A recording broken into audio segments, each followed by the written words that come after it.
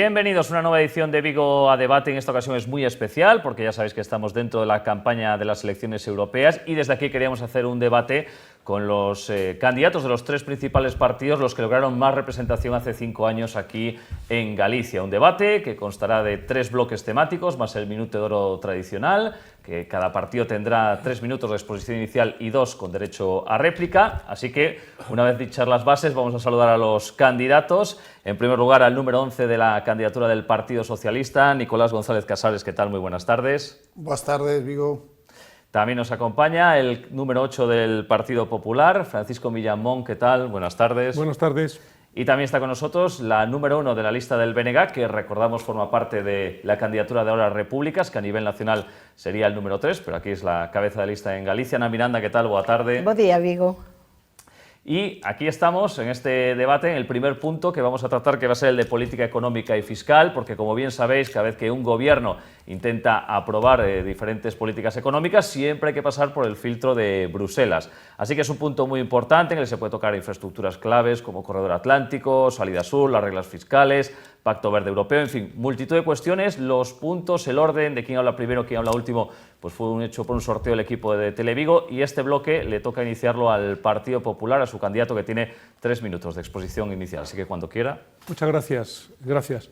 Necesitamos una Europa que crezca, una Europa más próspera. No podemos aceptar que solo el crecimiento lo tengan Estados Unidos y China, por ejemplo, mientras que nosotros tenemos un crecimiento muy modesto. En España el crecimiento es bastante modesto, mediocre. Seguimos liderando las cifras de paro en Europa. Me parece que es el 11,7% de paro, mientras que es el 6% en Europa la media. El juvenil estamos en el 27%. En fin, yo creo que nosotros tenemos que crecer mucho más. Y precisamente en estos meses, 2 ilustres italianos, Mario Draghi y Enrique Letta, por encargo de la Comisión Europea, han hecho también sendos informes sobre cómo mejorar el crecimiento en Europa, también en el contexto de la globalización. Yo querría centrarme en varios puntos en relación con estas preguntas. En primer lugar, creo que uno de los diagnósticos, una de las terapias para este diagnóstico es: tenemos que mejorar la competitividad de la economía europea.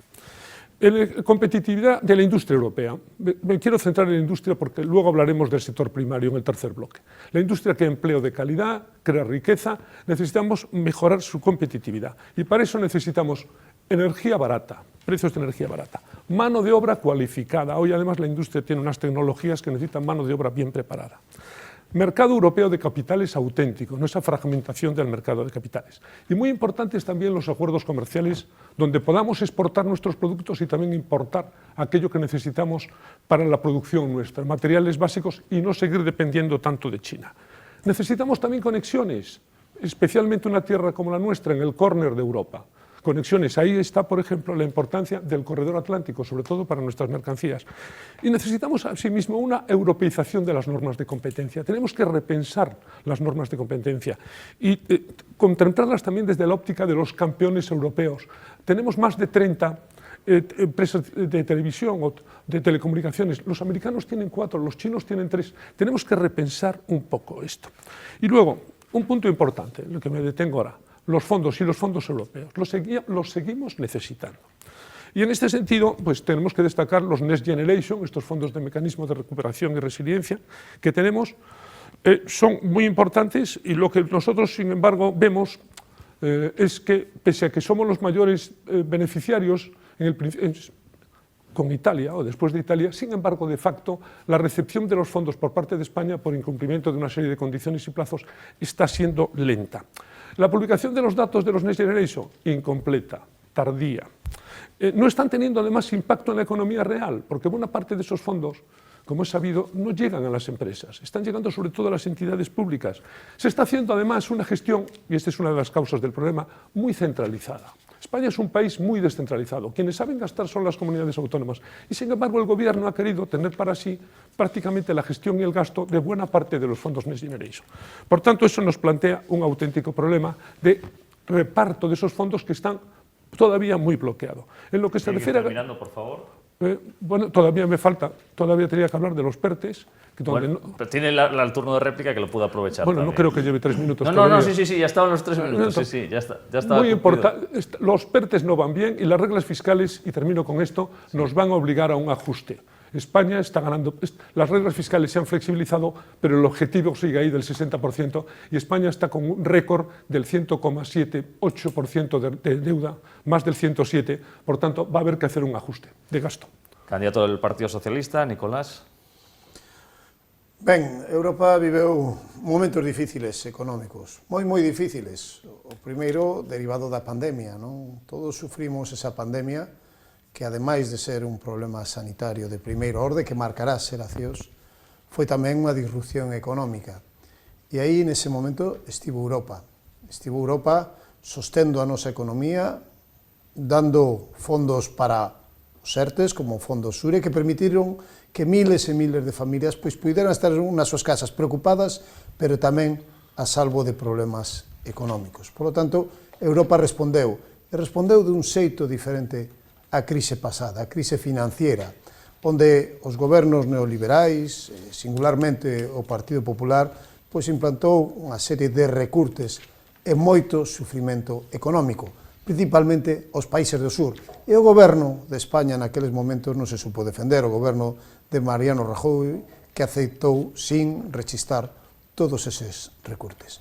Por lo tanto, tivemos unhos homes de negro aquí en España controlando a nosa economía. En cambio, nesta crise non houbo eses homes de negro e houbo unhas políticas expansivas que permitiron soster a nosa economía, contratar sanitarios e, aínda por riba, tratar de recuperar a nosa economía con fondos de recuperación conseguidos polo goberno de Pedro Sánchez con moitísima oposición do Partido Popular, continuamente poñendo paus nas rodas. Precisamente gracias a eses fondos de recuperación estamos medrando máis que outros países de Europa. Decía o señor Millamón que o crecimiento dese era mediocre e modesto, o de España. Home, é o país da Unión Europea que máis medra, é o país da Unión Europea que máis emprego crea, e é o país que non cae nesas crisis apocalípticas que decía o Partido Popular e o señor Núñez Feijóo, en parte gracias a eses fondos europeos. Tamén é certo que vivimos outro problema económico na fase de recuperación, cando nos enfrontamos ás consecuencias da derivada da crise de Ucrania, da invasión rusa de Ucrania. Problemas inflacionarios, unha crise enerxética, e aí novamente España liderou o debate nese ámbito e puso en marcha iniciativas que foron a inspiración das medidas europeas nesa loita contra a crise. Quero lembrar a excepción ibérica, política económica de primeiro orde que permitiu aforrar a cada fogar galego, a cada fogar de Vigo, 700 euros. Por lo tanto, o Partido Socialista, o Goberno de España, lideramos as políticas europeas nunha fase moi diferente á crise anterior basada na intervención dos homes de negro.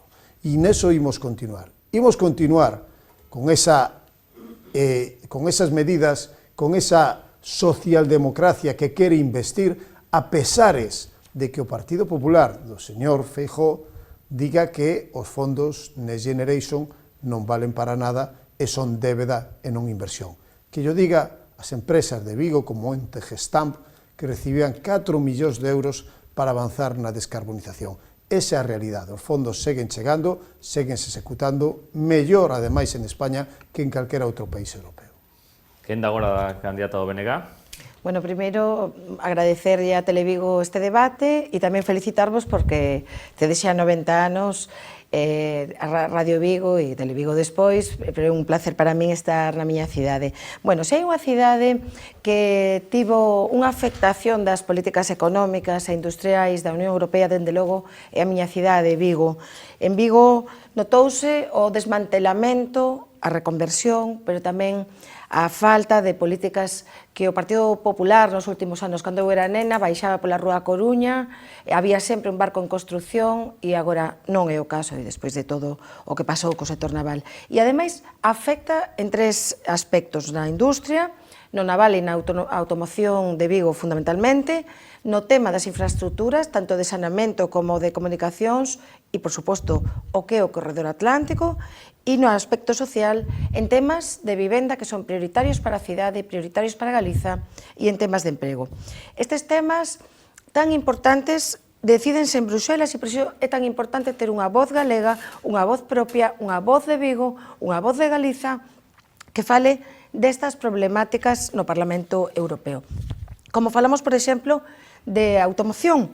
Automoción, un sector que está en declive precisamente en determinados aspectos por normativa comunitaria, porque ten que adaptarse a esa transición xusta, e esta eurodiputada galega de Vigo o que fixo foi presentar unha serie de enmendas na Comisión de Política Regional para pedir máis fondos europeos para que os territorios altamente dependentes da automoción, como é Vigo, a nosa cidade, tiveran axudas e tiveran un fondo para facer esa transición de forma mellor.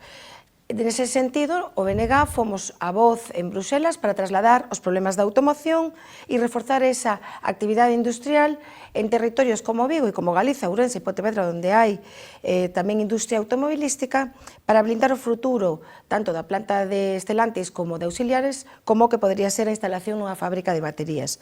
A automoción representa un 13% do Produto Interior Bruto galego, pero está tamén sometida a moita precarización e, dende logo, o que tamén vemos é que o impacto das políticas de Bruxelas é evidente. E despois falamos do naval, non? A perda de peso industrial e peche de empresas do naval nos últimos 15 anos, e iso sí que é perda de poder económico, é do 43% nesta cidade e en Galiza. É unha cidade que lle afectaron moito as políticas europeas. E eu, cando falo diso, falo do declive do naval, tamén por culpa das políticas do Partido Popular. Un 10% de perda en automoción e un 43% de peso específico industrial en naval. E iso realmente o que defender sectores industriais? Eu creo que non. Ao PP o único que se lle ocurre é propor medidas do século pasado, con industrias como Altre, industrias contaminantes, mentras a zona de Vigo pues, está realmente abandonada, ¿no? E iso é o que tamén hai que defender para políticas económicas e políticas que vayan en beneficio das traballadoras e de traballadores deste país e nomeadamente de Vigo. Comenzamos ahora o turno de réplica. Candidato ao Partido Popular. Gracias. No hubo hombres de negro en España. Eso no es cierto. En España no hubo hombres de negro. Estuvimos a punto de tenerlo por el desastre que dejó Zapatero en el 2011. En España no hubo hombres de negro y el crecimiento ahora le llama la atención a Nicolás González Casares, que sea del 2 y pico %. En la época de Rajoy era más del 3 y pico. Y sin embargo nosotros hemos sido el último país en salir de la crisis del COVID. O sea que por favor no engañemos al televidente. En cuanto a fondos Next Generation, hombre, jactarse de 4 millones de un dato de ayer, 300 millones que se fueron para Valencia-Barcelona, 450 millones para ArcelorMittal, 300 millones para Envisión en Extremadura. La recepción de los PERTES en Galicia está muy por debajo de lo que debiera. El sector naval va bien, afortunadamente, va muy bien. La feria del otro día fue una magnífica exposición navalia.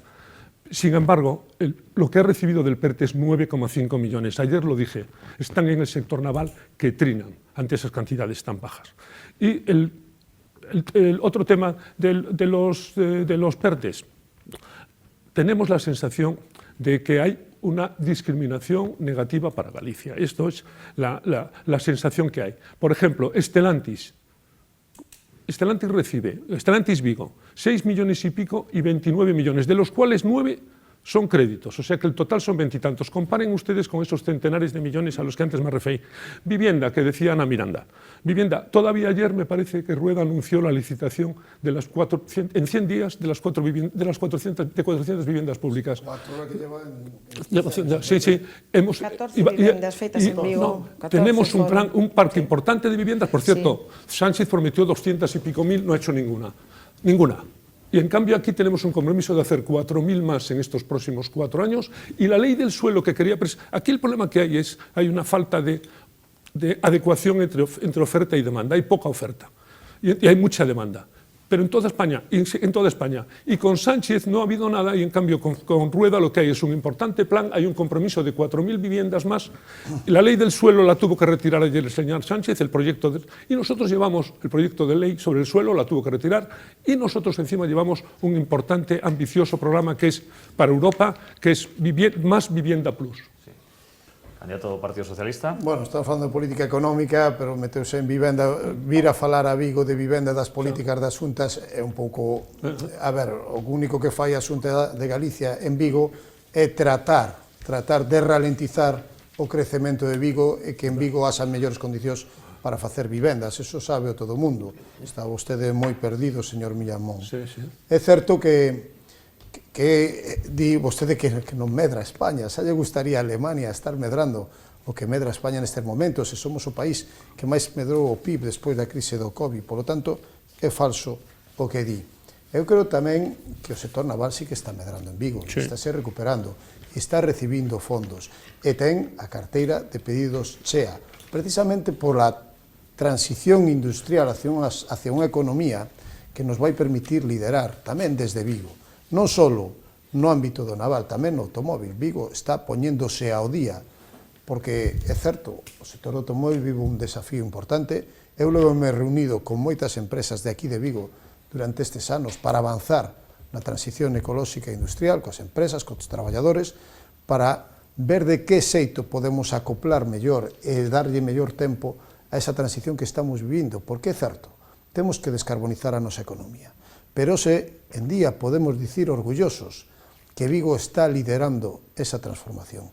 Vigo, o seu sector naval, o seu sector do automóvil, está o facendo, gracias a esos fondos europeos que veñen do goberno de España, está ganando conectividade. Eu creo que Vigo non só medra, sino que Vigo dinamiza e avanza na dirección das políticas europeas.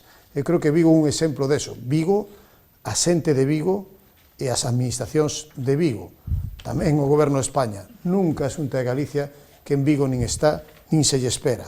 Por lo tanto, nos seguiremos por esta senda de traballar man con man co goberno de Vigo, como fixemos estes anos para avanzar en diferentes proxectos, tanto na pesca, como na conserva, como no sector naval ou do automóvil, e esa é a senda que queremos para Vigo, unha senda de investimento e un investimento sostible e reindustrializador como que se está logrando nestes momentos. Remata este bloque a candidato Venega. Sobre o sector naval só un apunte, contratos moi precarizados e sobre todo inestabilidade. Isto son datos tamén da Confederación Intersindical Galega que no sector naval está claro hai un problema despois desas decisións que se tomaron e dese declive industrial que hai dende que goberna o Partido Popular en Galiza. E quero falar do corredor atlántico. Realmente unha desfeita o que está pasando, é un despropósito e sobre todo é unha profunda discriminación, unha marxinación de Vigo e unha marxinación de algúns outros lugares de Galiza.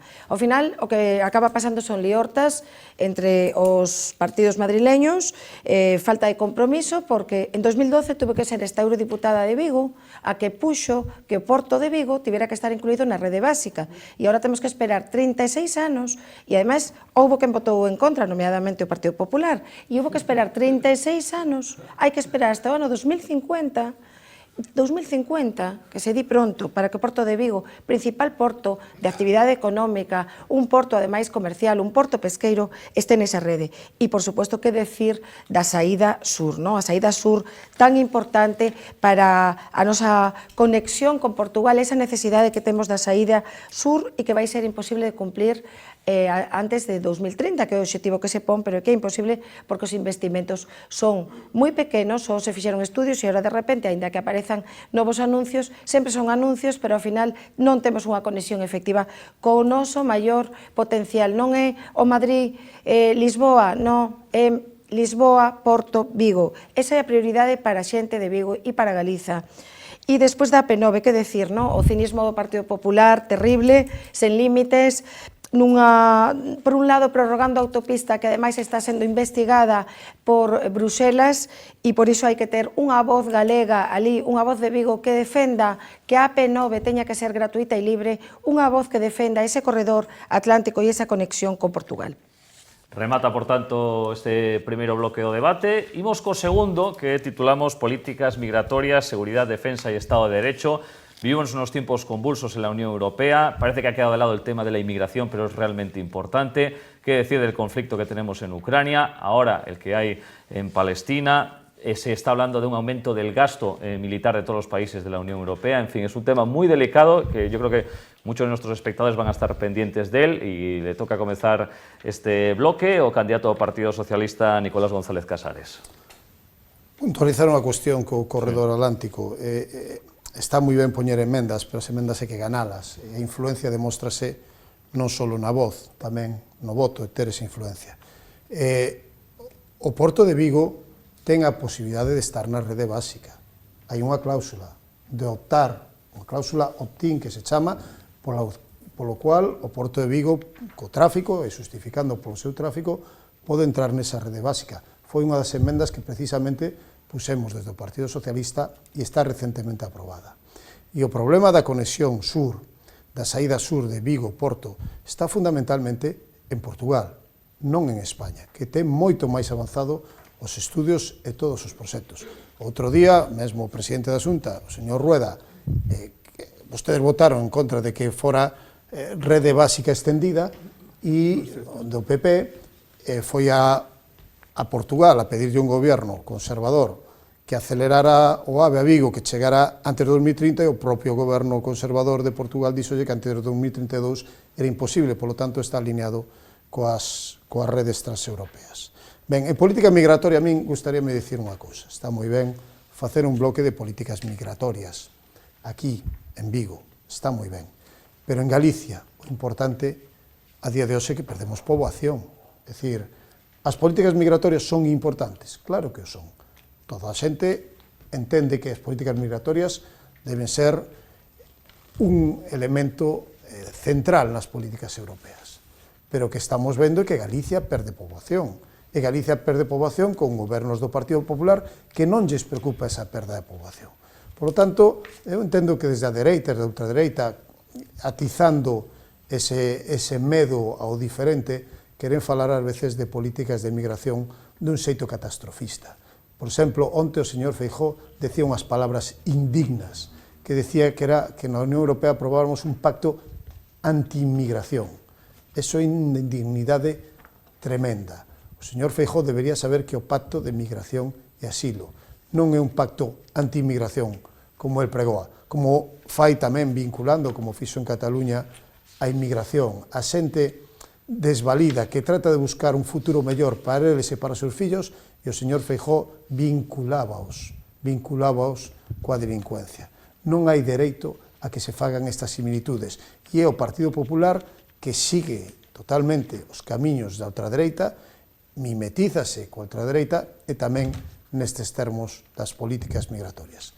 Eu quero dicir unha cousa, eu creo na Europa social, na Europa que acolle, non na Europa que expulsa. Por lo tanto, seguiremos traballando nesa dirección.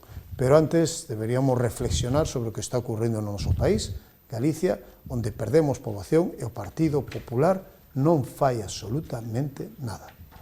Ana Miranda, BNG.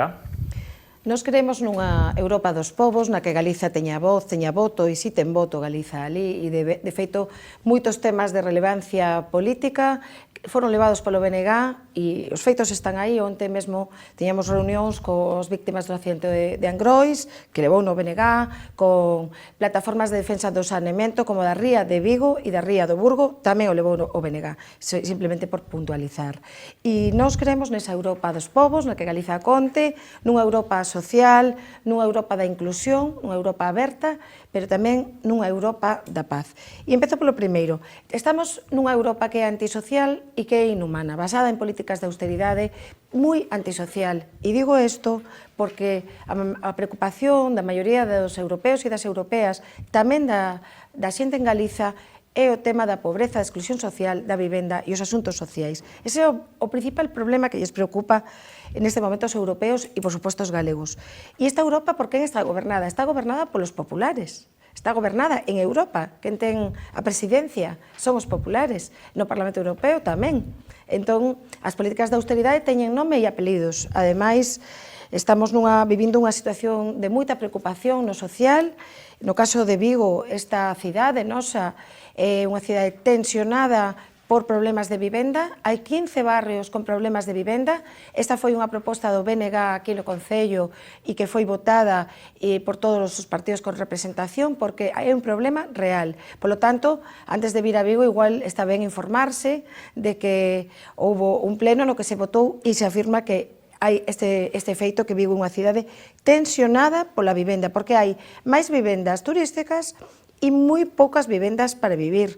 Hai 7.000 demandantes de vivenda de protección pública.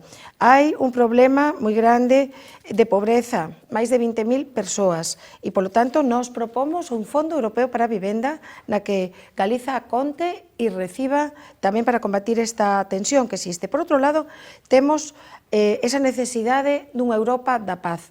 É necesario investir moito máis en gasto social e menos en defensa, menos en misiles, máis en vivenda, máis en escolas.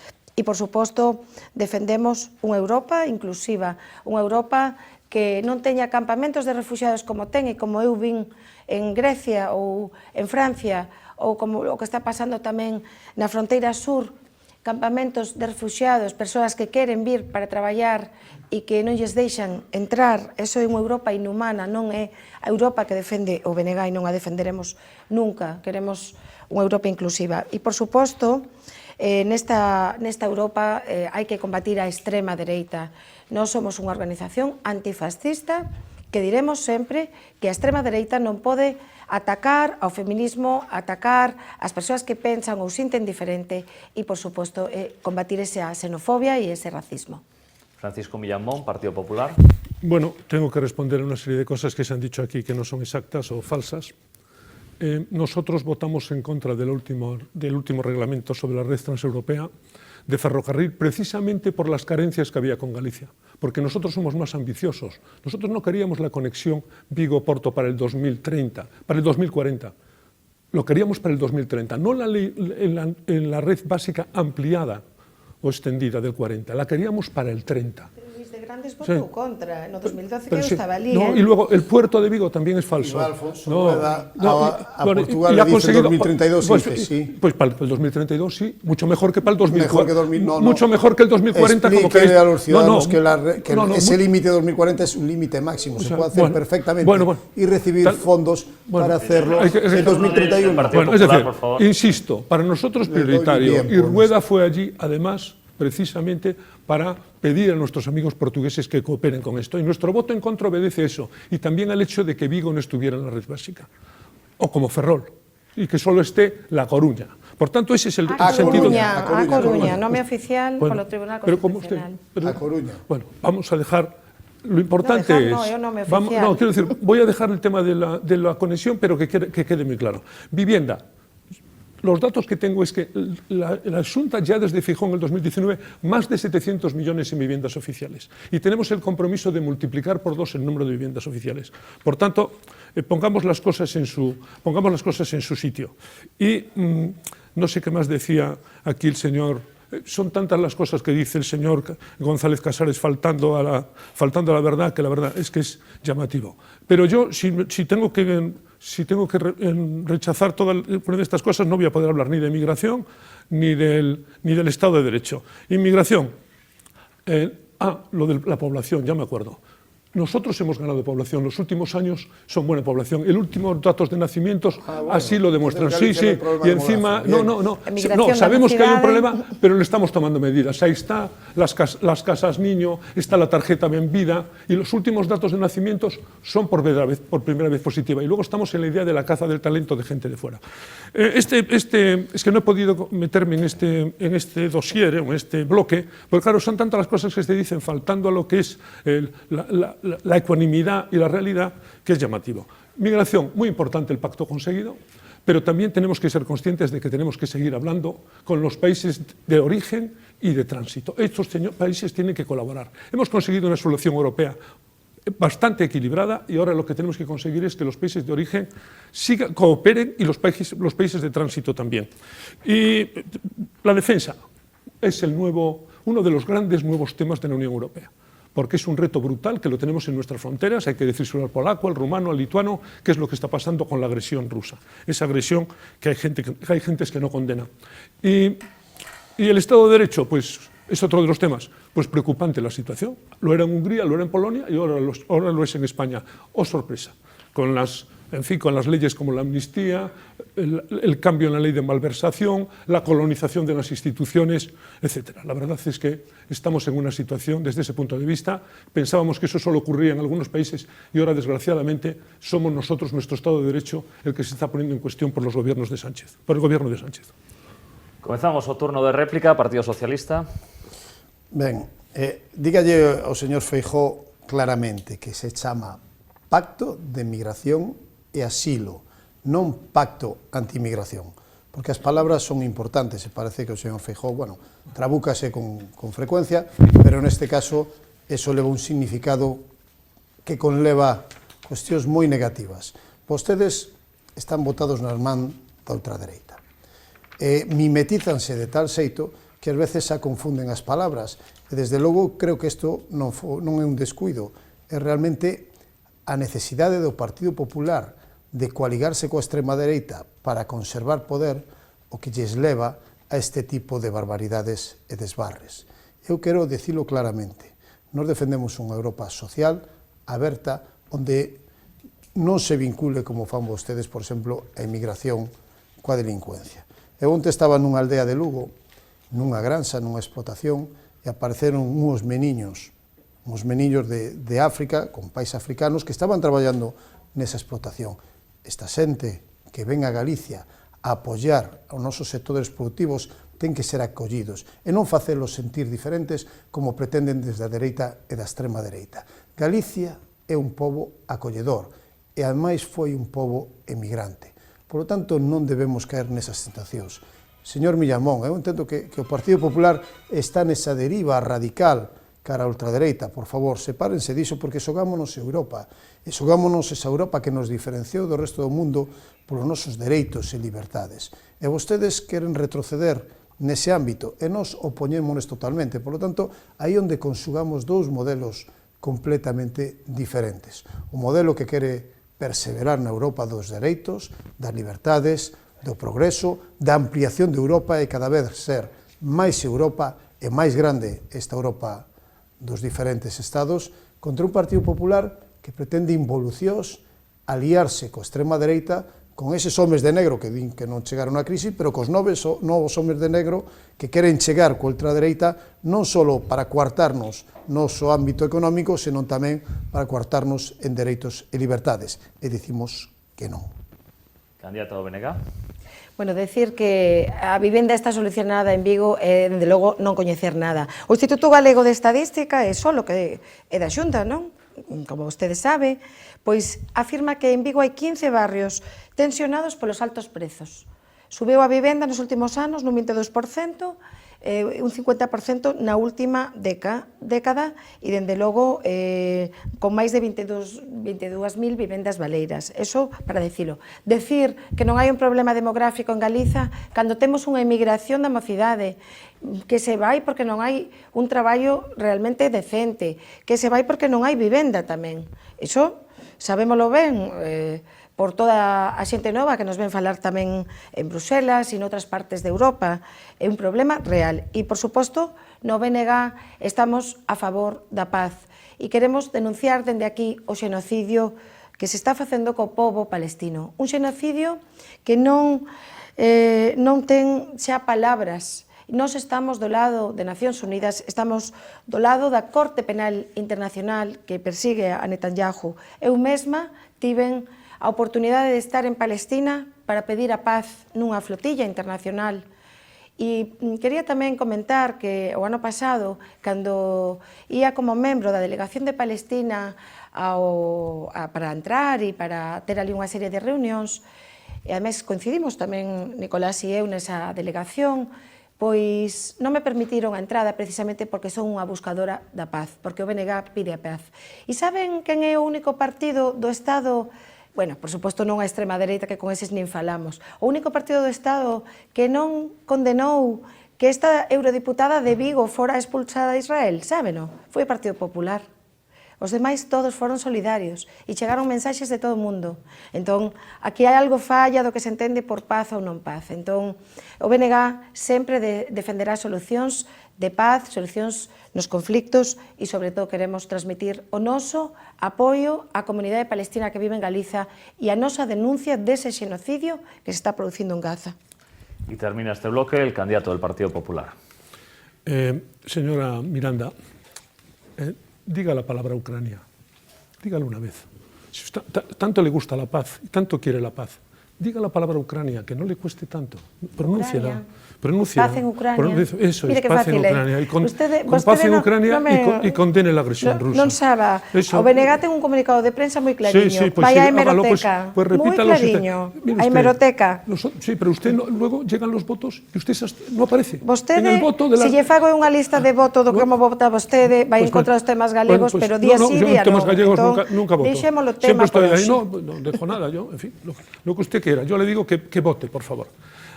Yo no voy a negar que hay un problema de vivienda. Hay un problema de vivienda en España y en Europa. Ya he dicho que hay un problema de falta de coordinación entre demanda y oferta. Pero lo que sí hay es un gobierno empeñado en solucionarlo. Y ese es el gobierno de Rueda. Y que hay un problema de demografía también. Pero que hay un gobierno empeñado en resolverlo, ese es el gobierno de Rueda también. Ahí es lo que quiero insistir. En el pacto de migración, usted, señor González Casares, nos quiere meter la extrema derecha, en fin, unas cosas que nadie se cree. Nosotros somos una fuerza moderada, centrista, proeuropea. Y resulta que, si somos ustedes y nosotros los que hemos hecho el pacto de inmigración y asilo. Porque esas fuerzas de extrema derecha... Porque non o votamos. No, xa sei, que vostede non votou. Pero por eso nosotros... Explique yo, señor Feijóo, que se chama pacto de migración. Pero el señor Feijóo, al que usted quiere parece que tomar el pelo, es un señor que ganó aquí. Bueno, ganó aquí 4 mayorías absolutas y es el líder. No es presidente porque no quiere. Y es el principal, es el señor que más votos ganó el mes de julio del año pasado. Ahora, usted si quiere... La democracia iba de otra cosa. A usted ya sé que no le gusta, que a usted le gusta más Sánchez y su problemática. Y su entorno. Y el caso Coldo y el resto de los españoles también. Sí. No, el resto de los españoles no, porque quien le votó el voto mayoritario fue Feijóo. No es presidente Por tanto, no nosotros tenemos una visión moderada. Tenemos una visión equilibrada y queremos pactos con fuerzas proeuropeas, con fuerzas que condenen, por cierto, la agresión de Rusia y que estén comprometidas con los derechos humanos y la democracia. Y nosotros tenemos esa visión abierta a la gente y que la gente pueda venir a España y a Galicia en concreto a trabajar. Y los integramos. En Europa hay casi más del 7%, yo creo que son 26 millones de no europeos. Y en esta Europa que algunos llaman fortaleza, estos señores viven perfectamente y integrados. Y eso es lo que estamos, con una gestión ordenada de los flujos migratorios. Esa gestión ordenada y con un Estado de Derecho que se mantenga y que se respete. Y no con instituciones colonizadas como quiere hacer el Partido Socialista. Terminamos aquí este segundo bloque y ahora hacemos una pequeña pausa publicitaria y ya vamos con la recta final de este debate de las elecciones europeas.